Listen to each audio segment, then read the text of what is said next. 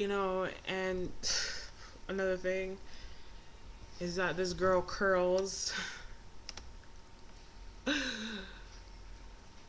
She does this because people have had problems with her. Like, I've met people who said, "Hey, do you know girl named Curls?" Oh my god, she's a bitch. And I'm like, why? I know her. Well, I don't know her, but I know of her. She doesn't seem like a bitch. And they just tell me these stories, and I'm just like, nah, that doesn't sound like the same person. But hell yeah, it is the same person. And this is how I confirmed it. And I'm not just saying that now because I'm a little ticked off at her. Um, I was modeling, and for those of you guys know who that I used to do modeling. Um, I was modeling, and we were inside my store, my clothing store, where I was working for my mother's friend, and um, what my mom's friend was doing, she put together a modeling line or agency for her clothing, and she would pick big girls out of the mall and say, "Hey, you come here. I want you to model for me." And me, I was an easy ticket in. I was fit, beautiful. I had no stomach. I just had big boobs, and thick legs, and a big ass. Okay. And Curls comes wandering into the store, and my boss was like, "Hey, do you want to model?" She's like, "Yeah." So we got her in there, whatever, and me and the rest of the girls, I love those girls. We're at the back, we're trying on our clothes and all our outfits that Pauline is trying to fit into us because, of course, we were the first girls that were picked, and we were like the five of us, the first five of us were we had the figure, the shape that she wanted for those outfits. So those shoots, that was our stuff. Curls came in, and my boss didn't even get to her yet because there were so many girls who had makeup and hair and putting on clothes. We didn't even get to her yet, okay? And this girl started to one of the other girls. And guess what? That other model went back and told the daughter of the boss. And then the daughter confronted her. And the way she carried on was completely out of whack. It was unfair. And you know what? My boss just said, "You know what? You're gone out of here. Get out my store. Get out of here." She's complaining about how this woman come and ask her about modeling and not even paying her any attention, nor giving her clothes or doing her hair and makeup, or getting anybody to come assist her with anything. When there's like 20 girls running around hair and makeup who need to be out for a shoot, and you're new, like she just handpicked you. Like, do you know girls don't just get handpicked like that? You gotta like go and join an agency and pay thousands of dollars, and you gotta have, you know how much it costs for a photo shoot, a photographer, damn it.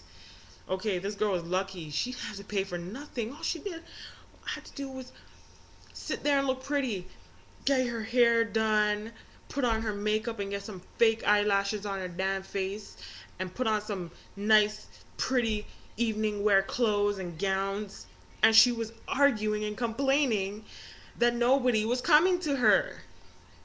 Now, in the real world, every model gets attended to at a different time. Okay, there's time, place for everything. And she just, she had such a big attitude about it. And from then, I was like, this girl's trouble. And you know what? I still try to pursue some type of friendship with her. Although it wasn't really a friendship because we don't hang out or we don't even talk. We only conversate online once in a while. And she decides to come and tell me and crucify me about my photo. I'm showing too much. Wow. I'm showing too much cleavage, and you're telling me you're horny and gonna go play with your pussy. Okay, and you have a phone sex buddy. Like, come on, girl. This is an 18-year-old. Clearly, the 18-year-olds don't always know shit. Because, I mean, what does that look like to you? Okay, anyways, I'm out of here. I don't deal with the drama stuff, and none of my videos on my profile has anything about drama. I'm just talking about my son and how much he's grown, and that I'm pregnant now, and I'm excited, and I am loving life, and I'm having fun with my life. I want everybody else to have fun with their life. I don't want nobody to watch me and judge me on what I'm doing, because I'm not looking at none of y'all and judging y'all about what you're doing. And of course, I'm not talking to any of you YouTubers, because I've never had a problem with you guys ever before. Actually, I have, and that's because before I was really immature about something, and I was talking like I knew shit and I didn't know what the hell I was talking about.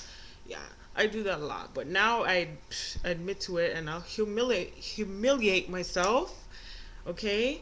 And I'll apologize, and I'll stand up and admit to it, because that's just a part of adulthood. That's a part of life. Admitting to your faults. Take the humiliation, yes?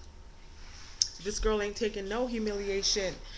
Do you know she removed me off BlackBerry Messenger while I was talking to her? She thinks that I was actually really mad at her, like I'm gonna choke the hell out of her. I don't take things that I don't have time for that. I just had CIN stage 2 removed off my cervix. Okay, for those who don't know, type it up, type it up. I can't explain it. I don't know those big words that the doctors are always saying to me, like, you know, all I know is that it has to do with cervical cancer. And by the grace of God, I am pregnant right now. And I'm horrible morning sickness. I complain about it, but trust me, I'm happy I'm pregnant. But anyways, this is just... I want to know. Has anybody gone through this experience? Like somebody telling you, hey, don't be offended by what I'm telling you, because I'm your friend, I love you, but you're a whore, or you're this and you're that, and you doing this and you're exposing to... Like, has anybody come at you and done this shit like that? Like, has a friend even done that shit to you? I mean, a friend wouldn't come at you like that. Not like that. You know, there's things that people know that they do and won't stop doing it until somebody tells them that it's wrong. And usually it's a family or a best friend who tells you, hey, come on, girl. You know what you're doing. And then you know off the bat what you're doing. And you just, if you care about people around you and care about yourself, then you would stop doing what you're doing. But if you're not doing anything wrong, you're not, you know, conducting bodily harm to anybody or yourself, then why are people being crucified for taking such a provocative photo with their tongue hanging out or a little cleavage? I don't know. I guess that's just how society is. But I want to know if anybody had any similar experiences and how they dealt with this situation. Am I dealing with my situation good? Am I just... I said what I had to say to her. You know, I wasn't rude about it. I did show that I was a little upset, but I didn't call her her name. I didn't say anything. I just, hey, listen, you have your preferences, I have mine, and that's it. We're... that's what individuality is all about. Me and you cannot be the same.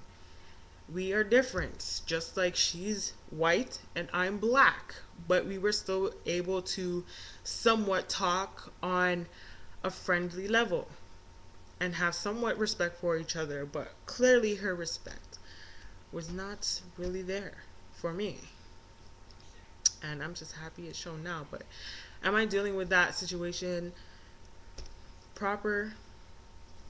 What do you think I should have said to her? Should I go to her house and choke the hell out of her? Or I'm just joking.